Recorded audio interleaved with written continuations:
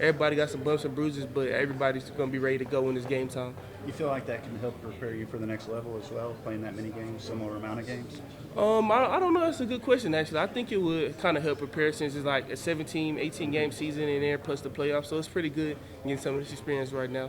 Okay, you said you didn't know exactly how many games you played in there. Is it 5 or 6, or you add Uh, them up? it's been around maybe 4, 5, 6. I don't really remember. Yeah, I played so many between my sophomore and junior year, so it's been a decent amount. but undefeated. Undefeated, never lost in the stadium, never Got lost. mom or anybody dropping Well, off? well, my freshman year I lost, but I wasn't necessarily playing. There I you go. lost to Okay. Shadow Creek Okay. my freshman year, so I wasn't playing, but I was After on the that, team. though. Yeah. Okay. You're like, what, 15, 20 minutes from home? You got Oh, anybody yeah. sliding over some of mom's cooking? You got anybody trying to get in, or you just locked in? No, I'm just locked in right now. I mean, we can get her mom cooking after the season. I got some for Christmas actually, so I went home, so I'm good to go. I got some for mom during that time. I kind of allow myself to do because at the end of the day, that's the end goal. We kind of want to focus on to have something to dream for. So if you're just playing every game like blah blah, it kind of gets hard to go out and play every week. But when you think on the bigger scale and what your mind to, so I feel like it kind of helps to understand what the goal is and why you're pushing forward to do these things. Obviously, there's so many weapons. Yeah. Is there one in particular that you know you have to slow down or stop to walk away with this? I'll say both of their elite backs and the best two receivers are Mabuka and Jeremiah Smith and Cardinal Tate, Brandon Ennis. They have 4 elite guys, so we're gonna have to go out there and go stop all of them if we think we're gonna go advance on to the next round. As an elite player and a competitor, Yeah. how much do you look forward to this challenge? It's the toughest Oh yeah. test yet. I mean, it's gonna be pretty fun. I mean, it's a lot of elite football players on the field, so we know it's gonna be best on best. So it's fun having this opportunity to go out there and watch this game. Anthony, so the last time Texas won it all, Yeah. you were oh I'm pretty sure it's going to be about like 30, 40. It's a lot of guys out that I know here, so I'm expecting the crowd to be rowdy and cheering for us, and we're going to be ready to go play. What makes Quinshaw and Travion good at playing running back? I mean, his toughness. I mean, he's a really tough runner. I mean, he started off as a special team player for us, so the grit that he has is unmatched. And some of the stuff that he does for us and pass pro and all the stuff he does with culture and all that's been pretty big since he's been here. And then for the Ohio State running backs, those Yeah. two guys, what makes them special? Man, I mean, they're patient in the backfield. They both can catch out the backfield. They do a lot of different stuff on film, so it's going to be a tough challenge for us to stop them. I know sometimes it's just how the defense works. You're split out wide, chasing the running back. Yeah. How comfortable are you doing that type of thing if you have to play man coverage on someone like Quinshaw or on Travion Henderson? I feel like I'm pretty comfortable doing that thing. I mean, we practice it, we work on it, so it's not nothing foreign for me. So I feel like I'm good to go and I'm ready to do those things. I mean, it's just fun, you know. Don't look at it as an experience. I look at it as a blessing, you know, and an opportunity just to go out there with my brothers again. But, yeah, you can't take none of these moments for granted. It's 100 teams that wish they were in this position to be playing. So you just got to make the most of it and don't take anything for granted. Y'all haven't been underdogs very often in your career the last couple of years here. Like, do you get to play that chip this week? Like, how do you kind of go into this game? I mean, the way we always go about it, Coach Sark always tells us to be enamored with us. So no matter if people are rooting for us, people are not, at the end of the day, we just got to play our game. And when we play our best game, we're a dominant team. So. After watching some of the film, what's impressed you about this wide receiver core? I mean, the whole receiver core, you know, they're packed with a veteran quarterback that can get them the ball. They can get the ball in space on swing passes and things like that. You know, a lot of deep shots and things like that, play actions. But, I mean, it's a fantastic offense they have going. So for our job, just to do our job and make sure we're dialed in our keys and doing our responsibility. And nobody has to be the hero. Just do your job, and ultimately that would be our success. Is there something different because they're so explosive that you guys have to do defensively? No, sir. Just dialing in and make sure we're executing PK's plan and not getting out of sort or trying to do too much. So just doing our job. What does it mean to get to play this semifinal in your home state? To get the opportunity to come back to AT&T Stadium again and play here again? I mean, again, it's a blessing. You know, all these are a blessing. You can't take these for granted. Most people don't get opportunities to still be playing, and then to still be playing. I mean, down the road from us, that's another blessing. So, you know, a lot of our fans can be here. Easy way for our parents to travel and things like that, especially my parents. So, you know, that's nice. But yeah. Tony, when you see Jeremiah Smith, have you studied him enough to basically be able to give an idea of what's special about him? Yeah, he does a lot of special things. You know, he's a big receiver, but he attacks the ball. He has good strong hands, good route running. You know, he's a double move guy and things like that. So all those are taking place in my head on the process. But you know, football it's 11 people. You know, we have a D-line, tremendous D-line that's going to put pressure on the quarterback. So you know that'll help up and mess up the timing and things like that. So it's a lot of things that are going into a football game. But the opportunity is going to be amazing in front of us. Yeah, I was going to say they move him around a lot too, try to get. Yeah, he outside. He goes outside in the slot and things like that. So it'll be an amazing opportunity for our guys and for me to go against them. So. Yeah, do you think you'll go against him most of the time, no matter what they do? Or I know you won't give me away your secret, but yeah, I mean, see a kind of an all-day affair with him, so to speak. I mean, not sure. I mean, just like he gets moved around, I get moved around a lot too. So he plays the slot outside. I play slot outside. So I don't. It could be various of different times we see each other. Is there any moment? Gavin Holmes, about his impact at Phil, Yeah. you know, in the big games this year, he's had an impact, whether it be in limited snaps or not. Mm-hmm. Talk about confidence in him, the role that he's going to grow into this year. I mean, every time Gavin comes in, he produces, you know, and I tell him just to make the most of his opportunities. That's what he continues to do, you know. Every time he goes in, you see growth from him, and that's the type of player he is. And then he's another player that we need on special teams. He makes big-time plays for us on special teams and things like that. But the growth of Gavin Holmes has been big for us. I think it's all the above. Got a lot of guys with experience that have come back, and they've gotten better. You know, schematically, I don't know how much that is. I think it's more credit to the kids, you know, taking the coaching, getting better, applying it, and playing with a lot of confidence. Forgive me if you were asked this before, but just your thoughts on facing Chip Kelly. Obviously, you faced him before a couple times. We are watching him. Yeah, it's every time you play, it's always a challenge because he does a great job changing numbers, trying to gain leverage and number advantages and advantage throws, and you know. He had those really prolific offenses at Oregon, and it's similar from the standpoint he's trying to get the ball out to his playmakers in space and let them go to work. But he does a really good job in the run game of creating issues, trying to take advantage of your numbers, your leverages, and it's without getting into the weeds of it, it's challenging because you don't know, because they do enough where they can change how they want to attack you, whether it's zone schemes or gap schemes, and so or running the quarterback. So you know, you show them as many looks as you can, but at the end of the day, it's going to be a game of adjustments, and then get in the flow of the game and go from there.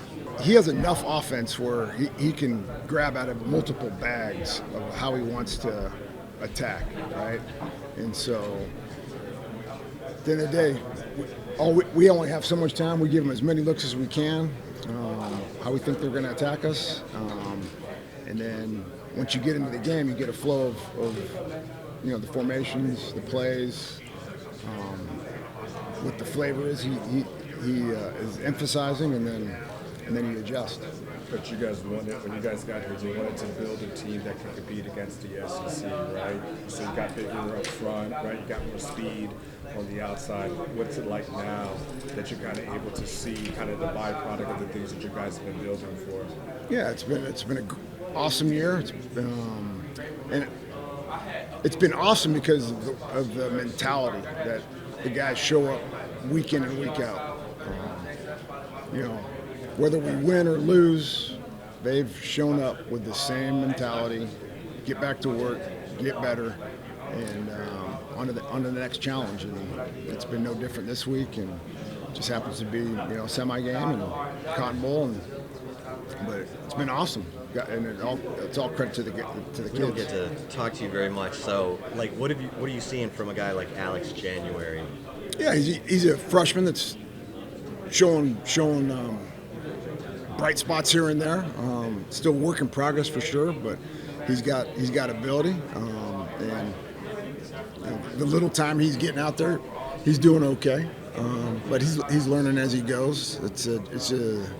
It's a big difference between being the big dog in high school, and then coming to Texas and learning the culture, learning the ways of the standards and physicality and how everybody's big. He's going against. He's not the big guy anymore. And he's been awesome. He's done a great job. He's a work in progress.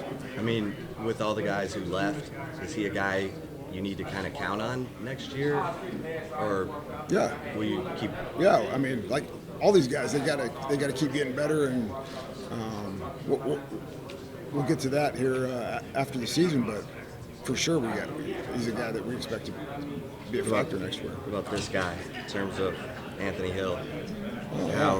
Where's he made the most progress? Anthony, from being a freshman to a second-year player, just understanding of the defense, practicing, better consistency, the attention to detail that it takes to execute at a high level week in and week out. All those are he's improved immensely. But I think that the biggest thing is just his being comfortable in the system and the terminology and what he's supposed to do. But other than that, guys are warriors. So, Coach, what were your first impressions of Anthony Hill? What do you think he's meant to this program? His first impressions was he was always around the ball, nose for the ball. He found the ball. He might not have done it the way we wanted him to, but the end result was what we wanted. So his ability to find the ball is huge. The effort. He's an awesome kid to coach, but he's big, he's fast, he's physical, and he's got a good head on his shoulders. Is there a specific moment, like in practice or in a game, where you were like, man, this is our guy? Yeah, the Alabama game. He made some big plays in that game last year, and that was the guy we thought we were recruiting. The brighter the lights, the better he plays. Yeah. I think a lot of these guys, they've been through it enough now. We got a lot of guys back, and so even like every game, there's going to be some sort of adversity, and I think obviously last week was a testament to that. The guys, we were on our heels for a little bit there in that fourth quarter, and the guys found a way to make the plays that we needed at the right time. You switched more single high safety looks this year. How did that put more pressure on Jahdae Barron, and how did he mentally answer that call? Yeah, he was. He wanted to make the move out to corner. We were all about it. He's a confident guy that loves challenges, and so he embraced it, right? And obviously has had a great year. I don't know if the scheme had anything to do with it. That's just the way he's wired. And then Jeremiah Smith, obviously a big challenge. Have you talked to him about Jeremiah Smith? Has he talked to you about it? We didn't have to talk about it. He knows. Keep the ball in front. We don't want him to get behind us, because that's when he makes big plays. And then when he does catch it, we got to do a great job of getting him on the ground. And if the first guy misses, that's where the pursuit and our effort has got to show up to get him on the ground. So we're lining up and not giving up touchdowns. I know some of the coaches around the country that aren't playing this week and are out on the road recruiting. Y'all seen some personnel guys out this week. I feel like that's an advantage, a disadvantage to still be playing. I think being one of the 4 teams still playing, that's an advantage. That we don't get to go out and get face to face with these guys. But I think everybody would rather be playing than out recruiting right now. Coach, I was able to catch up with a few of your former voices in playing. One of the things they said. Who's that? Well, let's see if you can guess the question. Okay. They talked about your strength in utilizing guys in the right way, in the right places, kind of having that for it. One guy even said you used him 60% of the time. He loved it, and they wish you well in this game. But is that a skill that you acquire over years of coaching? How do you hone that skill? Knowing these guys? I think it's more of a skill for guys that maybe aren't as I want to say dynamic, but everybody has weaknesses, right?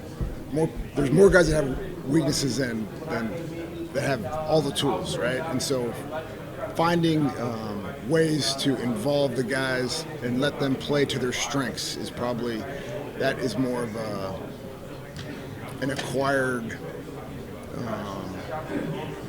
knowledge over time. But yeah, I'm curious who that was.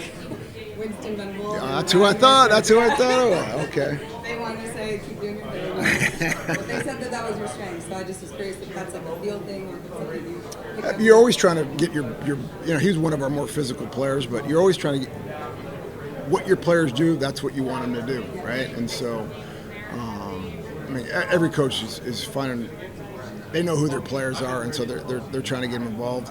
I guess it's the nuance of trying to find maybe not your top tier guys, like what do they do best so they can be productive within what we're trying to do on the defense. You know, it's a long season, and there's been no drop off week in and week out with how they've approached the next opponent. Right? Win or lose, they came back to work and have had good practices. But we haven't had any lulls from that standpoint. So that's what makes it really enjoyable when you're not pulling teeth to get guys to crank it up for practices. That's enjoyable. Do you have any examples that you may have walked into the building and may have been shocked about their preparation, or like, oh wow, you're here this early? Or? Yeah, you know, it's really when you're leaving, right? I mean, we don't burn the midnight oil, but we'll be there, you know, 9:30, and there'll still be guys in there watching tape, you know, of their opponent. But most of the guys they're popping in and out throughout the day to get extra video sessions, extra coaching sessions, and on the game plan, and so yeah, all that, whether it's practice or you know being in the building and finding extra time with our coaches is a big part of it. You know, people have talked so much about Ohio State's wide receivers, but I mean, this is obviously one of the great secondaries that you've had. What do you think kind of makes this secondary so unique and so successful?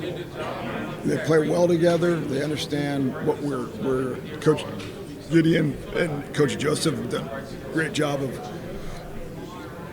getting that understanding the concepts that we're playing with, the coverage concepts. They play with good leverage, discipline eyes. They play hard, and they have confidence.